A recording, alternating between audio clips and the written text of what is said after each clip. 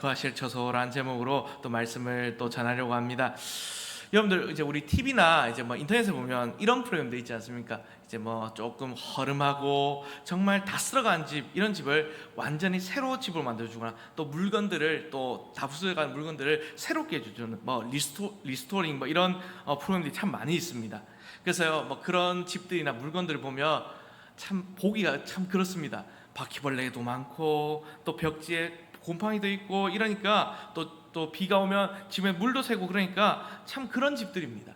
근데 이제 그 복원 작업이나 또 이런 뭐 인테리어를 거치면서 집이 화려해지고 또 깨끗하게 바뀔 때 참 너무 놀랍다, 너무 기쁘다. 또 그 집에 사는 사람들도 너무나 눈물 흘리며 감격해하는 것을 보게 됩니다. 그래서 또 그것을 보면서 우리 마음도 참 깨끗해지고 그런 마음을 또 받게 됩니다. 근데 여러분들 한번 생각을 해보십시오. 이제 이런 뭐 그런 프로그램들 말고, 그래서 돈을 많이 들여서요 화려하게 뭐 정말 고급스럽게 고친 집이라도 또 그렇게 고쳐놓으면 너무 좋지만 세월이 5년, 10년, 수십 년이 지나면 어떻게 됩니까? 당연히 다시 벽지가 바래지고 또 수도관들이 또 물이 새고 터지기 마련입니다. 또 무엇보다 아무리 집을 깨끗하게 해놓는다고 한들 그 집 안에 사는 그 사람의 마음을 정말 그 깨끗하게 하거나 또 뭐 그 안에 있는 외로움들, 미움들, 아픔들을 고쳐줄 수는 없습니다. 그래서 세상에 주는 이런 변화들, 이것들은요 겉모습은 말짱하게 깨끗하게 해줄지 모릅니다. 그러나 우리 마음의 그 깊은 곳에 있는 문제들, 뭐 죄와 사망의 문제들, 이런 것들까지는 해결할 수 없습니다. 그래서 오늘 우리가 읽은 이제 에베소 2장 말씀에서요, 그래서 오늘 사도 바울은요 단순히 오늘 우리 인생의 겉모습을 조금 고쳐주는 이야기, 이런 이야기를 하지 않습니다. 오늘 바울은요 하나님을 알지 못해서 영적으로 완전히 죽어있던, 또 죽어가던 우리가 예수 그리스도의 그 대속의 피로 말미암아 이제는 하나님께서 직접 들어와 사시는 거룩한 성전, 하나님의 처소, 그 성전으로 완전히 태어났다는 엄청난 복음을 전해주고 있습니다. 그래서 오늘 우리가 이 말씀을 통해서요 예수님께서 나를 어떻게 구원하셨는지 그 놀라운 은혜를요 다시 한번 우리 마음속에 깊이 깨닫는 시간이 됐으면 좋겠고요. 그래하면서 외롭게 살아가는 이런 시대 속에서 우리 교회가 어떻게 또 서로를 사랑하며 또 아름다운 성전으로 세워가야 되는지를 한번 생각해 보도록 하겠습니다. 그래서 오늘 먼저 이 말씀을 주시는 첫 번째 교훈은 이것입니다. 먼저는요 예수님 몰랐을 때 나를 꼭 기억하라는 것입니다. 오늘 11절은요 이렇게, 오늘 본문 10절 보면 이렇게 시작을 합니다. 사도 바울이 정말 에베소 교회 성도를 향해서 아주 강한 어조로 이렇게 이야기를 합니다. 그러므로 생각하라, 이렇게 시작합니다. 오늘 여기서 생각하라는 말을 보면요 이 원어로 보면 단 한 번도 잊지 말고 똑똑히 기억하라는 말씀입니다. 강한 명령입니다. 그래서 바울은요 오늘 성도들이 무엇을 기억하라고 합니까? 즉 바로 예수님을 믿기 전, 예수님 밖에서 있었을 때 그 내 모습이 얼마나 불쌍하고 소망 없는 상태인지를 결코 잊지 말라는 것입니다. 오늘 그리고 이어서요 그 12절을 보면 이렇게 얘기합니다. 바울은요 우리가 예수를 몰랐던 시절의 그 우리 모습을요 5가지 단어로 정말 또 아주 쉽게 설명해 줍니다. 그래서 그 오늘 12절을 하나씩 보면요 첫째는요 그리스도 밖에 있었다는 겁니다. 내 영혼이 정말 죄와 죽음에서 구원해줄 구원자가 전혀 없는 상태였다는 것입니다. 또 둘째로는 하나님의 백성 밖에 사람이었습니다. 그래서 하나님께서 그 백성들에게 주시는 진짜 평안, 보호하심을 누리지 못하는 외딴 사람이었다는 것입니다. 그 셋째로는 하나님과의 약속과는 전혀 관련이 없는 외인이었습니다. 약속의 언약들에 대하여는 외인이어 되어 있죠. 그렇게 되어 있습니다. 그러니까 성경에 나오는 그 수많은 축복과 구원의 약속들, 이것들이 나와는 아무런 상관이 없었다는 것입니다. 그리고 또 넷째는요 세상에 소망이 없었습니다. 이 땅에서 아무리 열심히 살아도 결국 죽고 나면 영원한 심판, 그리고 지옥이라는 절망만이 기다리는 것이 바로 우리의 모습이었다는 것입니다. 그 다섯 번째로는요 하나님도 없는 자였습니다. 정말 무서운 말인데요, 정말 나를 만드신 이제는 그 아버지 하나님을 잃어버리고요 그렇게 방황하는 영적 고아였다는 것입니다. 이것이 우리가 예수를 믿기 전에 상태였다고 오늘 바울은 얘기합니다. 성도 여러분, 세상이 말하는 세상이 말하는 이 불행과 성경이 말하는 불행은 참 다릅니다. 성경이 말하는 불행은요, 진짜 불행은, 인생의 진짜 불행은 통장장과 조금 적거나 몸이 조금 아픈 것을 얘기하지 않습니다. 세상에서 또 뭐 좀 출세하지 못한 것, 이것이 불행이라고 말하지 않습니다. 오히려 오늘 여기 성경에서 말한 것은 나를 만드신 그 하나님과 그 관계가 끊어져서 영혼의 아버지도 없이 혼자 방황하며 살아가는 그 인생, 그런 전적인 부패와 무능력의 그 상태가 바로 인생의 가장 지독한 불행이라고 말합니다. 근데 요즘 세상은요, 뭐라고 가르칩니까? 요즘 세상에서 불행이나 뭐 이런 것들은요, 세상은요, 너 자신을 믿어라, 너는 할 수 있다, 내 힘으로는 무엇이든 할 수 있고 잘 살 수 있다라고 얘기합니다. 그리고요, 너는 충분히 선하고 위대한 존재다, 넌 착한 사람이다, 이렇게 얘기합니다. 그러면서 끊임없이 인간의 자존감을 부추깁니다. 넌 잘났다, 인간 찬양을 합니다. 찬가를 부릅니다. 그러면서 하지만 성경은요, 우리에게 아주 솔직하고 정직하게 얘기해 줍니다. 인간은 스스로 구원할 힘이 아무런 조금도 없다. 그리고 예수님께 도와주시지 않으면 우리는 영원히 말할 수밖에 없는 불쌍한 죄인이다라고 성경은 말하고 있습니다. 사랑하는 성도 여러분, 오늘 왜 이 말씀 드립니까? 우리가 신앙생활하면서 왜 우리가 구원을 받은 이 감격을 잃어버리고요, 왜 늘 불평과 원망 속에서 정말 그렇게 빠져 살아가는지 아십니까? 왜냐하면 내가 과거에 어떤 사람이었는지를, 어떤 절망 속에 있었는지를 까맣게 잊어버리기 때문입니다. 내 인생에 원래는 아까 처음에 이제 그 집 복원하는 것처럼 원래는 바퀴벌레가 들끓고 기둥이 쓰러져 가던 그런 허물어가는 그런 폐가였던 같았던 사실을 우리가 잊어버리니까 조금만 삶이 조금만 불편해져도요, 내 뜻대로 되지 않으면 하나님을 향해서 불평을 쏟아내는 것입니다. 그래서 내가 원래 얼마나 소망 없는 존재인지를 정직하게 아는 사람만이 나 같은 죄인을 살려주신 그 예수님의 십자가의 은혜에 진심으로 감사하며 또 눈물 흘리며 나아갈 수 있는 것입니다. 그래서 과거에 그 비참했던 상태를 늘 잊지 않고 기억함으로 날마다 은혜 앞에 겸손히 엎드리는 우리 모든 성도 되시길 바랍니다. 그래서 오늘 먼저는요, 우리는 이 옛날의 상태를 잊지 말아야 한다는 것입니다. 그것도 두 번째로 오늘 하나님께서 주시는 또 교훈은 무엇인가, 이 말씀 통해서 두 번째로는요, 십자가의 피로 만들어주신 그 보혈로 주신 평화를 바라보라는 것입니다. 오늘 소망도 없고 하나님도 없던 그런 영적인 정말 폐가 같은 우리 인생에 인류에게 가장 큰 기쁜 소식이 찾아옵니다. 13절 보면요, 오늘 첫 잔을 이렇게 시작하죠. 이제는 이라는 말로 시작합니다. 그래서요, 오늘 보면요, 13절 이렇게 얘기합니다. 이제는 전에 멀리 있던 너희가 그리스도 예수 안에서 그리스도의 피로 가까워졌느니라. 아멘. 하나님과 오늘 멀리 떨어져서 영원히 죽어가도 우리가요, 어떻게 다시 하나님과 오늘 가까워질 수 있었습니까?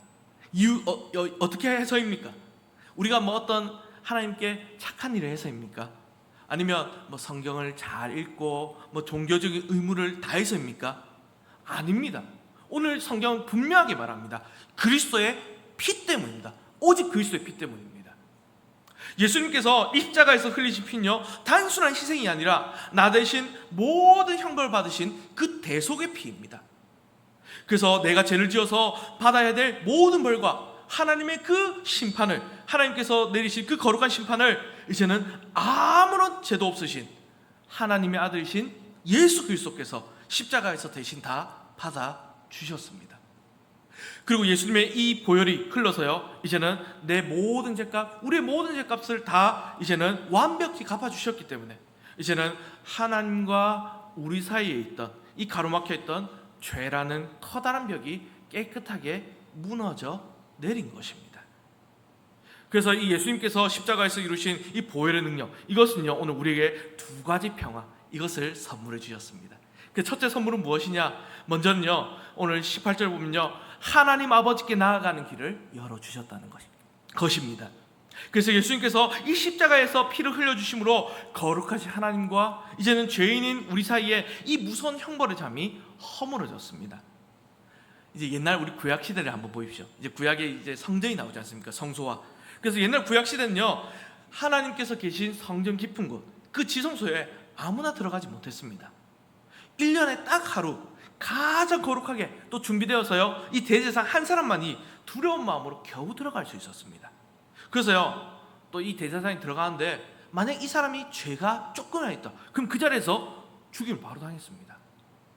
하지만요, 예수님께서 십자가에서 이제 우리를 위해서 죽으시는 순간, 돌아가시는 순간, 이제는 그 성전에 막혀있던 그 두껍고 무거운 휘장이 위에서 아래로 완전히 반으로 찢어졌습니다. 그것도 이제는요, 우리가 과거에 어떤 죄를 지었든지 상관없이 예수님의 그 대속공로를 의지하기만 하면 언제든지 이제는 하나님 앞에 나아가서 기도할 수 있고 예배할 수 있는 영원한 길이 환하게 열린 것입니다. 이것이 바로 우리에게 주신 하나님의 특권인 것입니다. 그래서 이 놀라운 특권을 우리는 또 기억해야 되는 것입니다. 그리고 또 두 번째로 또 하나님께서 우리에게 주신, 또 예수님께서 그 피 흘려 주신 그 선물은 또 무엇이냐? 그것도 두 번째는 하나님과 사람 사이에 우리의 담을 허물어 주셨다면, 둘째로는 사람과 사람 사이에 이제는 막힌 담을 허물어 주셨다는 것입니다. 오늘 14절 보면 이렇게 얘기합니다. 그는 우리의 화평이신지라 둘로 하나를 만드사 원수된 것 곧 중간에 막힌 담을 자기 육체로 허시고. 그러니까 하나님과 이제 화목하게 된 사람들은 이제 자연스럽게 사람과 사람 사이의 담도 허물어지게 된다는 것입니다. 옛날에 유대인들과 이방인들 사이를 한번 아실 겁니다. 그때요 보면요, 유대인들은 이방인들을 사람 취급도 하지 않았습니다. 그리고 그들을 지옥의 땔감이라고 보면서 무시했습니다. 또 이방인들도요, 유대인들을 보면서 얼마나 지저분하게 뭐라 했습니까? 교만하고 오만한 자들이라고 하면서 서로를 너무나 미워했습니다.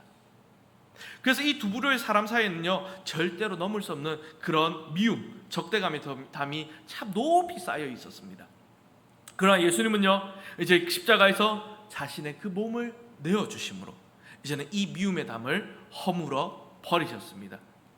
그래서 십자가 아래 서면요, 유대인이든 이방이든 누구나 똑같이 구원이 필요한 죄인임을 깨닫게 하시고 이제는 예수님 안에서 차별이 없는 한 세 사람으로 만드셨습니다. 그래서 성도 여러분, 이제 이 말씀 보면서요, 우리가 한번 세상 한번 돌아보십시오.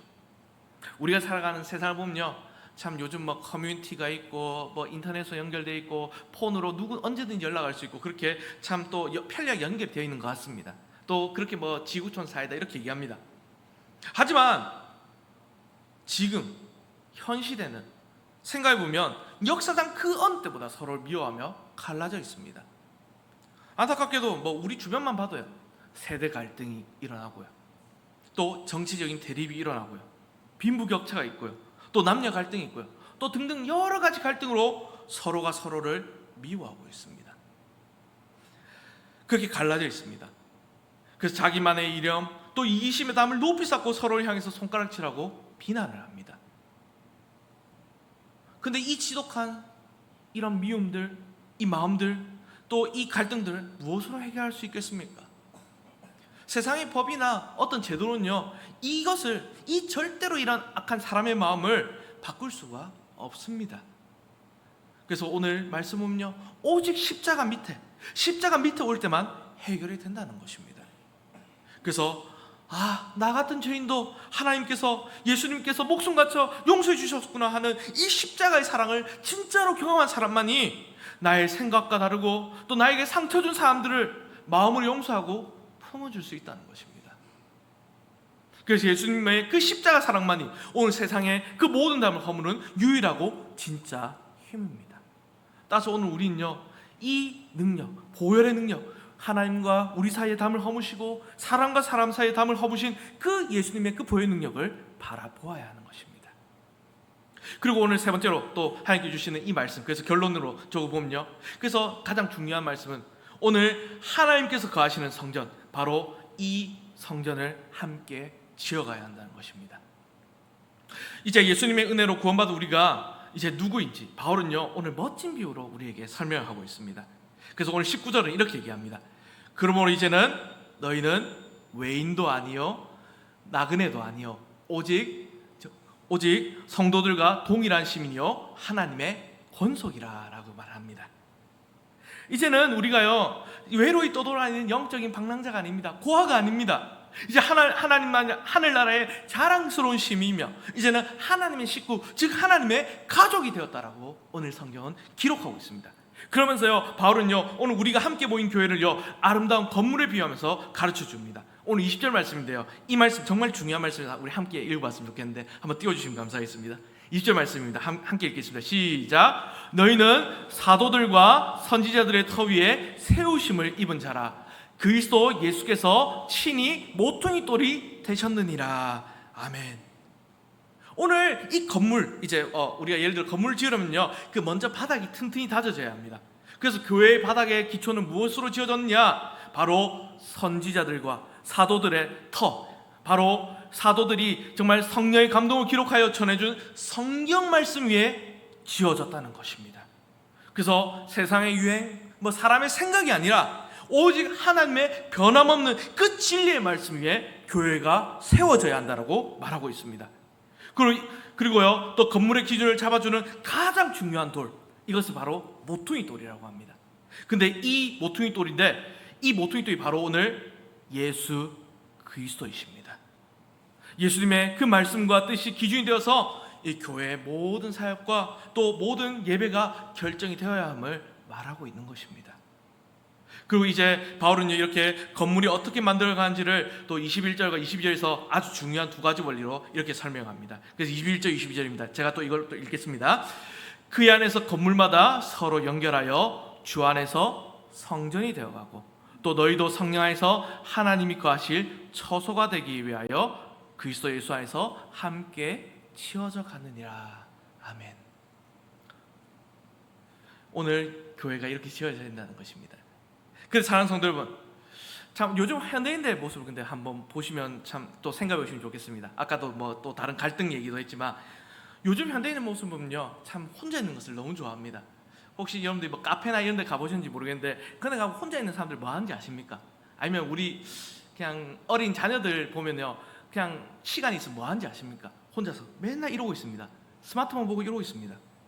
그러니까 그냥 귀에 하나 이어폰이나 헤드폰 끼고 그냥 혼자서 이러고만 있습니다.